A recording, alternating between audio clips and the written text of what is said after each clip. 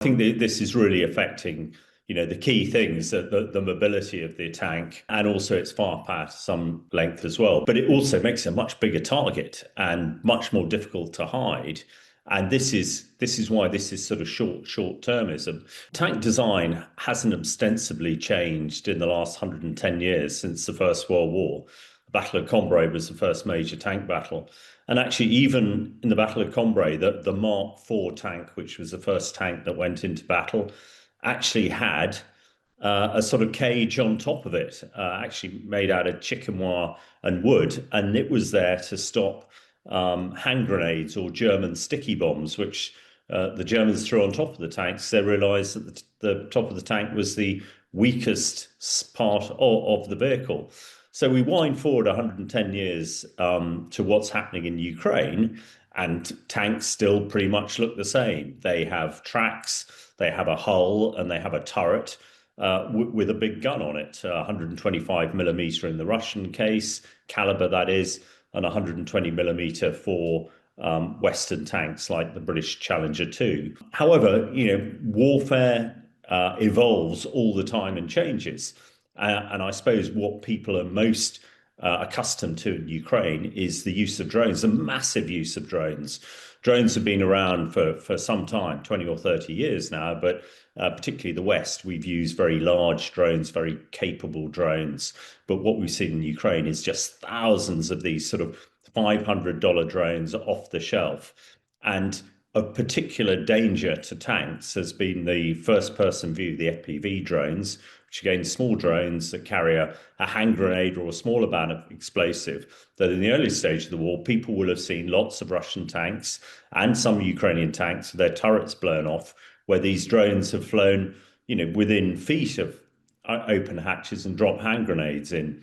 Now, to counter that, during warfare, one's always trying to counter what the enemy is doing. Because of the evolution of military technology generally takes a long time, particularly with tanks. You build a new tank, as we're doing with the Challenger 3, and it sort of takes 10 years, but you don't have that. So what's happened in Ukraine is we've started to see people really on the battlefield, the front line, coming up with countermeasures to these drones, which is why you've seen these extraordinary metal cages being put. And very, very simply, those metal cages are to prevent these little drones that are not much bigger than a sort of conventional laptop that people have on their desk, to prevent them getting very close to the tank and dropping their explosive in there. And we've also seen tanks being fitted with electronic warfare, because if you can get into the sort of electronic guts of drones, you can disable them. But when that happened, then the Russians initially started putting fiber optic cables onto their drones so that they couldn't be electronically interfered with.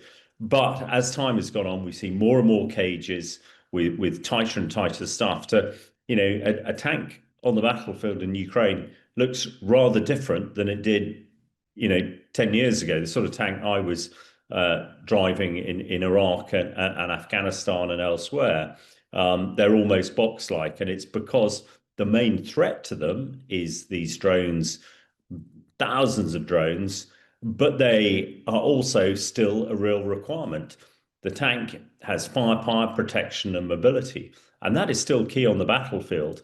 We haven't seen so many tanks used up till now because they've been so badly affected by the drones. But as people have come up with countermeasures like these cages, they're starting to be used more and more. So it's been an evolution to try and provide a counter to what is a serious threat on the front line. The final piece on this is both sides have a lot of tanks and they want to use them, but they can only use them if they're protected. And the irony that a drone that probably costs $500 has been destroying a tank that probably cost $5 to $10 million has not been lost on anybody. And that's why we've seen this rapid development of these countermeasures on Russian and Ukrainian tanks.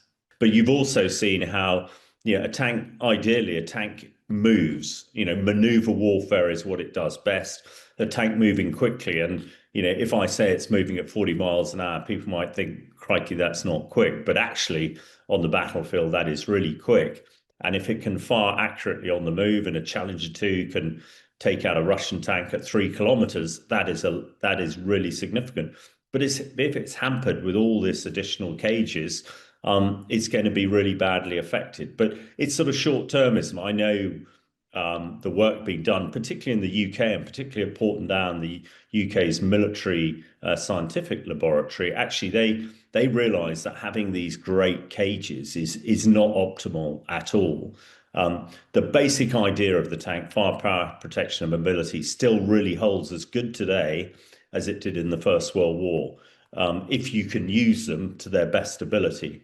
So actually now, the Brits in particular are developing lasers that can take out multiple drones at once. Now, with those being fitted to the new tanks like the Challenger 3, that will mean that they won't have to have these massive cages. They won't become a massive target because they'll have these drone stations that can fire. I think it's still confidential, their capabilities, but let's say a tank's been attacked by 10 or 15 of these little drones, the sort of lasers that are envisaged to go on them will easily take those out. So, but once that established on something like Challenger 3, no doubt people will look at other ways. And the fact that people are now putting fiber optic cables onto drones so that they're not taken down by electronic warfare is just an development of what's happening. People are looking at lots of ways to try and protect a tank because it's still such a valuable piece on the battlefield.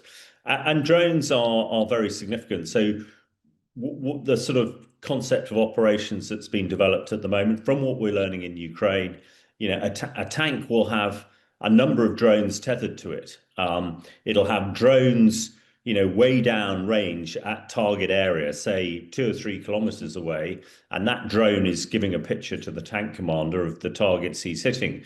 They've got other drones who are helping the tank commander adjust fire and also doing what we call battlefield damage assessment, BDA, and also identifying other drones that might be attacking it. So there are multiple things that they're going to have laser pods that will be able to take out drones, and also they have something called reactive armor that is not new. But if you like, this is your sacrificial layer. That if either an anti-tank shell or a drone hits this outer armor, it explodes, which destroys the drone and the target, but saves the tank.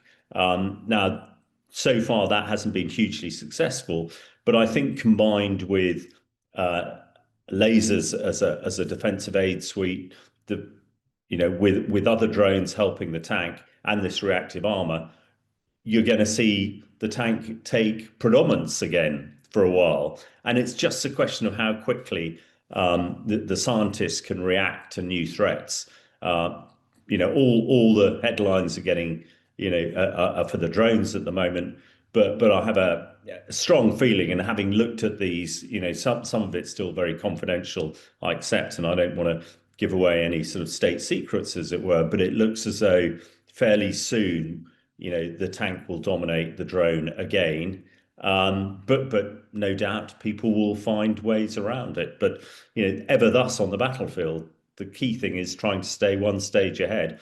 And what we're seeing at the moment is these massive cages is the only way that the people actually on the front line can deal with it. But be assured that the scientists at the back are trying to work out the best way around it. And I think with Challenger 3, from what I've been briefed and what I understand, it is going to be able to capable to operate in a type of environment we're seeing in Ukraine with thousands of drones, but it will, at the moment, probably have the upper hand.